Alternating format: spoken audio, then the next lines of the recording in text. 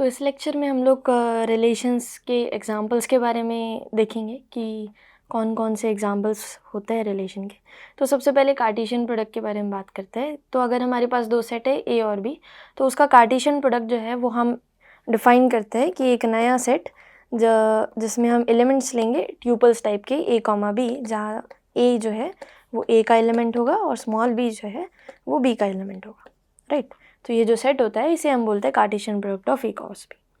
For example अगर आपके पास अगर ए सेट है जिसमें 1, 4 और 7 है, और बी अगर एक सेट है जिसमें 1, 16 और 49 है, तो अगर आपको इसका कार्टेशियन प्रोडक्ट बनाना है तो ये आपका कार्टेशियन प्रोडक्ट होगा, जिसमें 1 के साथ में 1, 1, 1, 16, 1, 49, देन 4 के साथ में 4, 1, 4, 16, 4, 49, देन 7 के साथ में 7, 1, 7, 16, 7, 49। तो इस तरीके से आप कार्टेशियन प्रोडक्ट को लिस्ट आउट भी कर सकते हैं। नाउ ये तो कार्टेशियन प्रोडक्ट हो गया ए क्रॉस बी। नाउ अगर आप कार्टेशियन प्रोडक्ट बनाना चाहे बी क्रॉस ए, तो सेम तरीके से आप कर सकते हैं। इसमें पहला एलिमेंट जो होगा वो हमारा बी का मेंबर होगा और दूसरा एलिमेंट जो होगा वो हमारा ए का मेंबर होगा। तो हमने देखा था कि कार्टेशियन प्रोडक्ट में जो ऑर्डर होता है वो इंपॉर्टेंस रखता है। इसका मतलब आपका ए कॉमा बी जो है वो not equals to B comma A होगा, राइट। तो कार्टेशियन प्रोडक्ट जब भी हम लेते हैं तो उसमें हमारा जो ऑर्डर ऑफ एलिमेंट होता है वो मैटर करता है, बट इन जनरल सेट में हमारा ऑर्डर मैटर नहीं करता है, बट कार्टेशियन प्रोडक्ट में करता है। फॉर एग्जांपल अगर आप बी कार्टेशियन प्रोडक्ट बी लेते हैं तो आपका सेट कुछ इस तरीके से बनेगा। हमें बी के एलिमेंट को बी के एलिमेंट के साथ में पेयर अप करना पड़ेगा। That means 1, 1, 1, 16, 1, 49, 16, 1, 16, 16, 16, 49, 49, 1, 49, 16 and 49, 49। तो ये आपका बन जाएगा Cartesian product B cross B. Now अब यहाँ बात आती है कि हम क्या दो ही सेट का यूज़ करते हुए कार्टेशियन प्रोडक्ट को बना सकते हैं। तो आंसर है नहीं, आप दो से ज़्यादा सेट का भी यूज़ करते हुए कार्टेशियन प्रोडक्ट को बना सकते हैं। फॉर एग्जांपल अगर आप ए क्रॉस बी क्रॉस ए इसे बनाना चाहे तो ये एक्चुअली आपका क्या बनेगा, ये सेट बनेगा जिसमें ट्रिपलेट्स कंटेन होंगे या ट्रिपल्स कंटेन होंगे, ए बी और ए बार टाइप के, जहाँ पे आपका ए और ए बार जो है वो तो ए से ही आएगा, कैपिटल ए से ही आएगा, और बी जो है वो आपका बी का एलिमेंट बनेगा, राइट। तो अगर आप इसे लिस्ट आउट करना चाहें तो ये कुछ इस तरीके से होगा 1, 1, 1, 1, 1, 4, 1, 1, 7, राइट। 1, 4 और 7 जो है वो एक ही एलिमेंट है। Now again 1, 16, 1, 1, 16, 7 and so on. तो इस तरीके से आप कार्टेशियन प्रोडक्ट ऑफ 3 सेट्स भी कर सकते हैं। सो नाउ रिलेशन एक्चुअली होता क्या है। तो रिलेशन जो होता है, सो अगर हमें इस ट्रिपलेट पे, इस 3 सेट के कार्टेशियन प्रोडक्ट पे अगर रिलेशन डिफाइन करना है तो वो भी अल्टीमेटली सबसेट हो जाएगा इस 3 सेट के कार्टेशियन प्रोडक्ट का। तो इस केस में रिलेशन में हमारे पास तीन टाइप के एलिमेंट्स होंगे। आई मीन ए बी और सी जो है ऐसे ट्रिपलेट्स बिलोंग करेंगे हमारे रिलेशन के सेट में। ओके, नाउ सपोज कीजिए अगर हम एक सबसेट डिफाइन करते हैं एस, जो कि ए क्रॉस बी का सबसेट है, और इन 3 पर्टिकुलर एलिमेंट्स को ले रहे हैं, तो इस ये रिलेशन क्या हो गई। तो अल्टीमेटली आपका जो दूसरा एलिमेंट है वो पहले एलिमेंट का स्क्वायर है, राइट।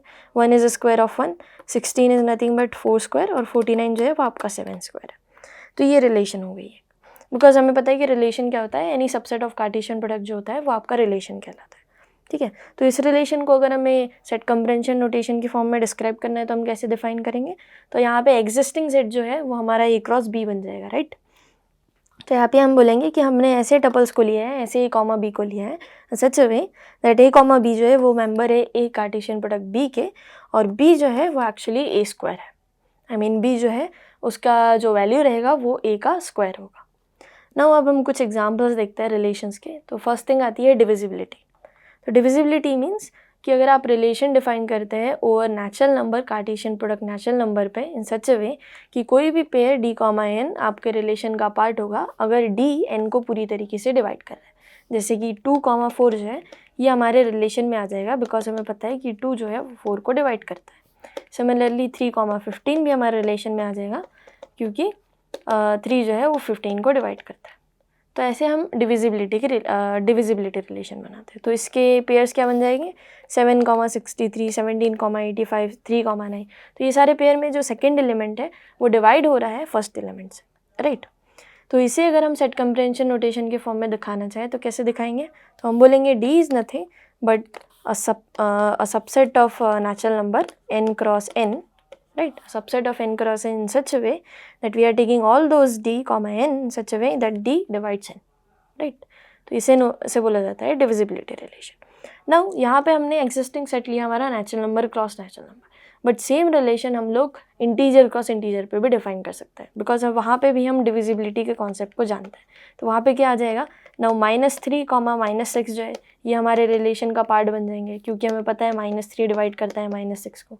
तो सेम रिलेशन को हम लोग इंटीजर पे भी डिफाइन कर सकते हैं, राइट। तो उस केस में हमारा सेट कंप्रेंशन नोटेशन क्या बन जाएगा, तो यहाँ पे हम लोग एक ही एलिमेंट ले रहे हैं इंटीजर से, बट आप दोनों एलिमेंट भी ले सकते हैं इंटीजर से, इसमें कोई दिक्कत की बात नहीं। ओके, तो हम क्या बोलेंगे, हम ऐसे ट्यूपल्स को ले रहे हैं from Z cross natural number से in such a way that D divides N, right. तो इस केस में हमारे पास एलिमेंट्स क्या बनेंगे, -7, 63 ये एक एलिमेंट हो जाएगा, -17, 85 ये एक एलिमेंट हो जाएगा, बिकॉज अगेन -17 जो है वो 85 को पूरी तरीके से डिवाइड कर रहा है, राइट। तो ये एक एग्जाम्पल हो गया रिलेशन का। नाउ अगर हम एक और रिलेशन का एग्जांपल देखते हैं, जैसे हम बोलेंगे प्राइम पावर। तो प्राइम पावर मतलब अल्टीमेटली हम क्या कर रहे हैं कि जो सेकंड एलिमेंट है n, उसे हम बोल रहे हैं कि n जो है वो प्राइम का कोई पावर होगा, आई मीन p⁻m होगा for some natural number m।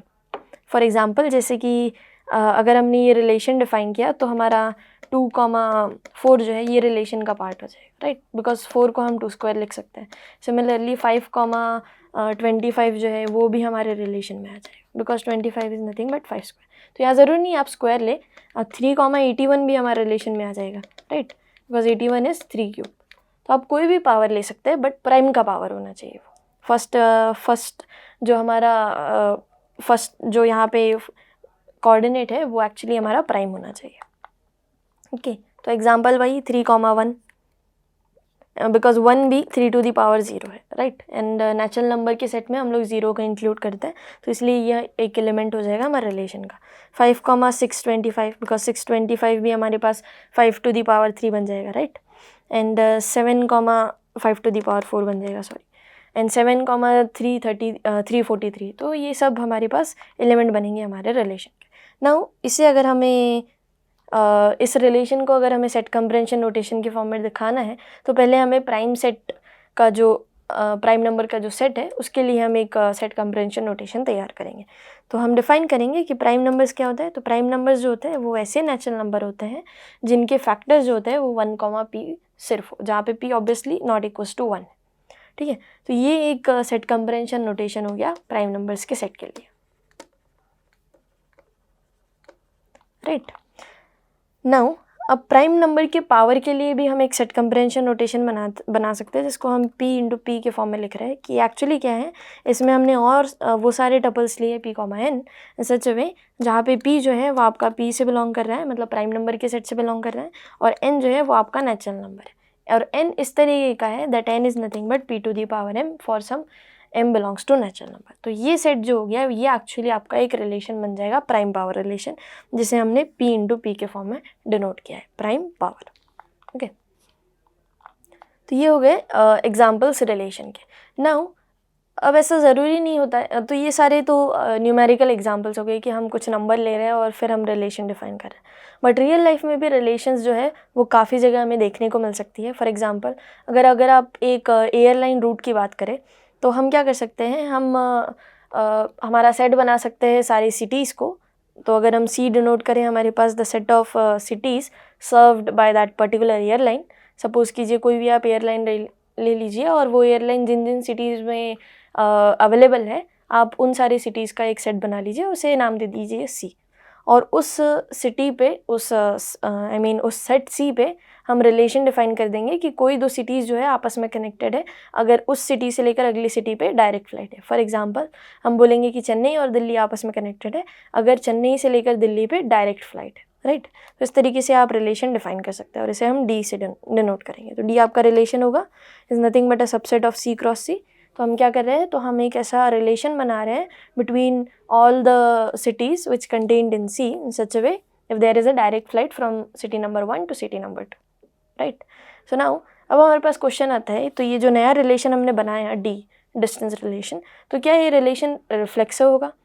तो अगर हमारे पास कोई एक एयरलाइन है तो ऑब्वियसली वो उसी सिटी से टेक ऑफ करते हुए उसी सिटी में लैंड होना तो नहीं चाहिए, बिकॉज एयरलाइन का पर्पस होता है ट्रैवल करना। तो अगर आप सेम सिटी से टेक ऑफ कर रहे हो और सेम ही सिटी पे अगर लैंड हो रहे हैं तो ऐसा तो कोई भी एयरलाइन नहीं करेगी, राइट। तो इसका मतलब ये जो रिलेशन होगा हमारे पास वो रिफ्लेक्सिव नहीं होगा। Right, so hopefully not reflexive, correct. Now symmetric की बात करते हैं। तो अगर कोई एक एयरलाइन है, वो सपोज़ कीजिए चेन्नई से अगर चलती है, तो चेन्नई से लेकर दिल्ली पे सपोज़ कीजिए डायरेक्ट फ़्लाइट हमारे पास अवेलेबल है। तो ऐसा ज़रूरी नहीं है कि दिल्ली से लेकर चेन्नई पे भी डायरेक्ट फ़्लाइट अवेलेबल हो। काफ़ी सारी केसेस में ऐसा पॉसिबल हो सकता है, क्योंकि दोनों हम लोगों ने मेट्रो सिटी लिया है। बट सपोज़ कीजिए आप कोई एक मेट्रो सिटी नहीं लेता है, कोई एक रेगुलर सिटी लेता है, तो वहाँ पे हमारे पास एक डायरेक्शन में तो डायरेक्ट फ़्लाइट मिल जाएगी, बट दूसरे डायरेक्शन में ज़रूरी नहीं है हमेशा हो। तो ज़रूरी नहीं है हमारा ये जो रिलेशन है वो हमेशा सिमेट्रिक हो। ये बट डिपेंड करेगा कि हमारे पास कितनी फ़्लाइट्स वहाँ पे अवेलेबल है, राइट।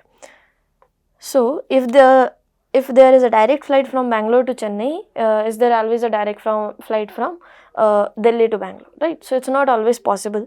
तो इसी के लिए अगेन अगर हमारे पास दोनों बिग सिटीज़ है तो ऑब्वियसली वो सिमेट्रिक हो सकता है, बट ज़रूरी नहीं है। स्मॉलर सिटीज़ में हमें लेओवर करते हुए भी आना पड़ सकता है। तो ये जो हमारी रिलेशन हो गया डी, ज़रूरी नहीं है सिमेट्रिक हो।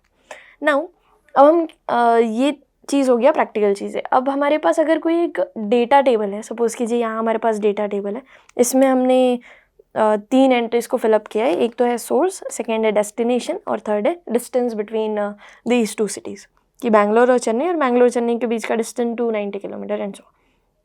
तो इस डेटा टेबल पे भी हम रिलेशन को डिफ़ाइन कर सकते हैं।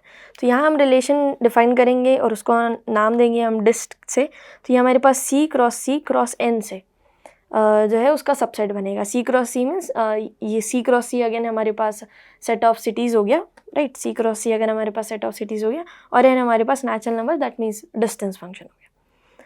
तो नाउ जैसे कि यहाँ पे कुछ टपल्स तो कुछ अगर हम एलिमेंट लेंगे तो वो ज़्यादा सेंस नहीं बनाएंगे। जैसे कि दिल्ली और 0 अगर आप लेते हैं तो ऑब्वियसली हमारे पास कोई फ़्लाइट नहीं होगा दिल्ली से दिल्ली में जाने के लिए, राइट। तो इस तरीके से आप डिस्टेंस फंक्शन भी बना सकते हैं, डिस्टेंस रिलेशन भी बना सकते हैं, जिसमें डिस्टेंस में हम सारे ट्रिपलेट्स को लेंगे A B D, जहाँ पे A और B जो है वो आपका D से बिलोंग करेगा।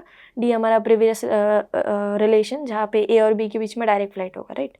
और D जो है वो आपका डिस्टेंस फ्रॉम A, B को डिनोट करेगा। तो इस तरीके से आप इस डिस्ट फंक्शन को, डिस्ट रिलेशन को बना सकते हैं। ओके, सो नाउ इस तरीके से अगर हमारे पास कोई डेटा टेबल है तो उस डेटा टेबल के रिस्पेक्ट में भी हम लोग रिलेशन को डिफाइन कर सकते हैं। फॉर एग्जांपल अगर हमारे पास एक और नया डेटा टेबल है जिसमें हमारे पास रोल नंबर्स है, स्टूडेंट के नेम है और डेट ऑफ बर्थ है, तो हमें पता है कि 2 स्टूडेंट का नेम सेम हो सकता है, 2 स्टूडेंट्स का डेट ऑफ बर्थ भी सेम हो सकता है, बट चूँकि रोल नंबर जो होता है वो इंस्टीट्यूट से गिवन होता है, तो कभी भी 2 स्टूडेंट्स का रोल नंबर सेम नहीं हो सकता। तो इसका मतलब यहाँ पे रोल नंबर जो है वो हमारे पास एक यूनिक क्वान्टिटी है, तो इस क्वान्टिटी को हम नाम देते हैं की, right. So such a column is called to be a key in a data table, right? तो एक ऐसा कॉलम जो एक्चुअली इंडिपेंडेंट होगा और जो एक्चुअली हमें सारी इन्फॉर्मेशन दे देगा उस पर्टिकुलर एंट्री से रिलेटेड। इसका मतलब अगर आप किसी स्टूडेंट का रोल नंबर अगर टाइप करते हैं अपने सिस्टम में, तो वो कॉलेज का जो सिस्टम है वो आपको उस स्टूडेंट के बारे में सारी इन्फॉर्मेशन दे देगा कि उसका नाम क्या है, उसका डेट ऑफ बर्थ क्या है और बाकी सब चीज़ें, राइट। तो इन सब की वैल्यूज़ को लेते हुए हम एक फ़ंक्शन को डिफ़ाइन कर सकते हैं। तो हम फ़ंक्शन क्या बनाएंगे, फ़ंक्शन बनाएंगे तो फ़ंक्शन में हम लोग इनपुट रखेंगे रोल नंबर को और हमें आउटपुट क्या मिलेगा, नेम और डेट। तो इस तरीके से हम लोग एक फ़ंक्शन को भी डिफ़ाइन कर सकते हैं over this data table, right. Similarly again अगर हमारे पास रोल नंबर्स है, नेम ऑफ फंक्शंस है, तो हम जनरली डेटा टेबल में रोल नंबर्स का यूज़ करते हुए नेम और ग्रेड्स को भी इवैल्यूएट कर सकते हैं, राइट। तो अगर आपने यहाँ एक इन दोनों डेटा टेबल को कंबाइन करते हुए कंबाइन करके अगर नया टेबल बनाए जिसमें हम ग्रेड्स को भी इन्वॉल्व करें, तो अगर हम एक नया फंक्शन बना सकते हैं जो रोल नंबर को एज अ इनपुट ले और नेम, सब्जेक्ट और ग्रेड को एज अ आउटपुट दे, राइट। सो हमने इस लेक्चर में देखा कि एक्चुअली रिलेशन क्या होता है। तो रिलेशन एक्चुअली डिस्क्राइब करता है स्पेशल टपल्स को फ्रॉम एनी कार्टेशियन प्रोडक्ट, कि कार्टेशियन प्रोडक्ट में से आप कुछ चुनिंदा टपल्स को सिलेक्ट करता है। नाउ डेटा टेबल जो है वो भी एक एसेंशियली एक रिलेशन ही होता है, और combining information on set can be describe in terms of relation. I mean data table की जो इन्फॉर्मेशन है उसे भी हम कंबाइनली एक रिलेशन के फॉर्म में डिस्क्राइब कर सकते हैं। Thank you.